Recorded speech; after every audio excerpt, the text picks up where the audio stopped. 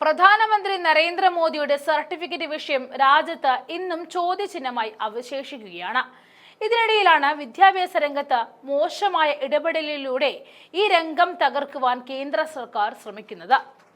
വ്യാജ ബിരുദമുള്ള വ്യക്തി നാട് ഭരിക്കുമ്പോൾ ഇതല്ല, ഇതിനപ്പുറം കാണണമെന്നതാണ് വാസ്തവം. രാജ്യത്തിന്റെ പ്രധാനമന്ത്രിയാകാൻ വിദ്യാഭ്യാസ യോഗ്യത ഒരു മാനദണ്ഡമല്ല. എന്നിട്ടും എന്തിന് മോദി തന്റെ വ്യാജ ബിരുദ വാഗ്ദാനത്തിൽ ഉറച്ചു നിൽക്കുന്നു എന്ന ചോദ്യമാണ് ഉയർന്നു വരുന്നത്.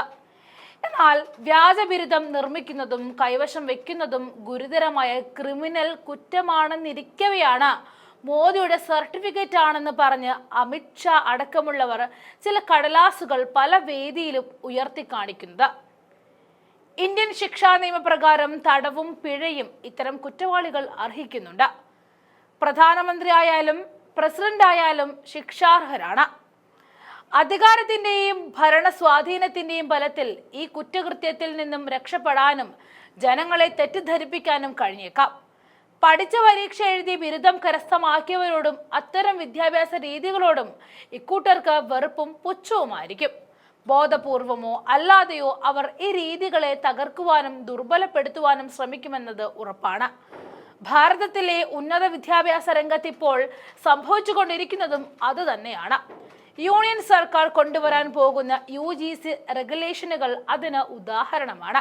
ആദ്യത്തെ മോദി സർക്കാരിലെ വിദ്യാഭ്യാസ വകുപ്പ് കൈകാര്യം ചെയ്തിരുന്ന സഹമന്ത്രിയായിരുന്ന സ്മൃതി ഇറാനി അന്ന് ചെയ്ത കടും കൈകൾ ആരും മറന്നിട്ടില്ല. ഹൈദരാബാദിലെ കേന്ദ്ര യൂണിവേഴ്സിറ്റിയിലെ ഗവേഷണ വിദ്യാർത്ഥി രോഹിത് വെമുല ആത്മഹത്യ ചെയ്തതിന് ഉത്തരവാദി എന്ന് ആരോപിക്കപ്പെട്ട അവരും തിരഞ്ഞെടുപ്പിൽ മത്സരിക്കാൻ വിദ്യാഭ്യാസ യോഗ്യത സംബന്ധിച്ച് കള്ള സത്യവാങ്മൂലമായിരുന്നു നൽകിയത്. +2 മാത്രം വിദ്യാഭ്യാസമുള്ള അവർ ആദ്യം BCom ബിരുദധാരിയാണെന്ന് അവകാശപ്പെട്ടു. വിവരാവകാശ നിയമപ്രകാരം അന്വേഷിച്ചപ്പോൾ അത് കള്ളമാണ് എന്ന് തെളിഞ്ഞു. ഉടനെ BA ബിരുദമാണ് ഉള്ളതെന്നായി. അന്വേഷണത്തിൽ അതും പൊളിയുകയാണെന്ന് തെളിഞ്ഞു.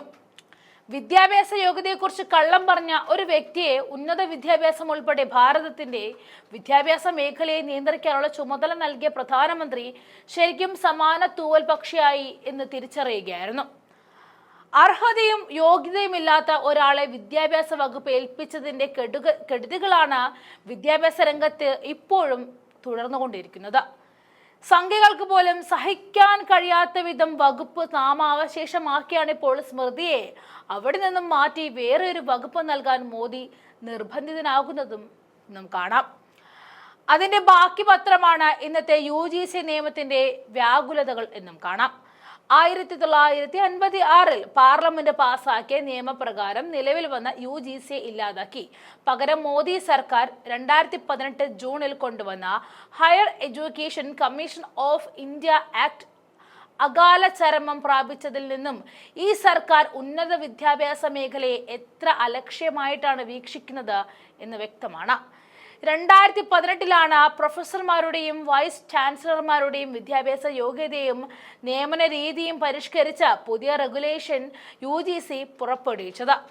അതിന്റെ മഷി ഉണങ്ങുന്നതിന് മുൻപ് 7 പതിറ്റാണ്ട് വലിയ പരാതികളൊന്നും കൂടാതെ പ്രവർത്തിക്കാൻ UGCയെ സഹായിച്ച ഒരു നിയമത്തിന് പകരം മറ്റൊരു നിയമം നിർമ്മിക്കാൻ ഒരുങ്ങുകയും അതും പാതി വഴിയിൽ ഉപേക്ഷിക്കുകയും ചെയ്തതിന്റെ പിന്നിലെ കാരണങ്ങൾ ഇന്നും അവ്യക്തമായി തുടരുകയാണ്.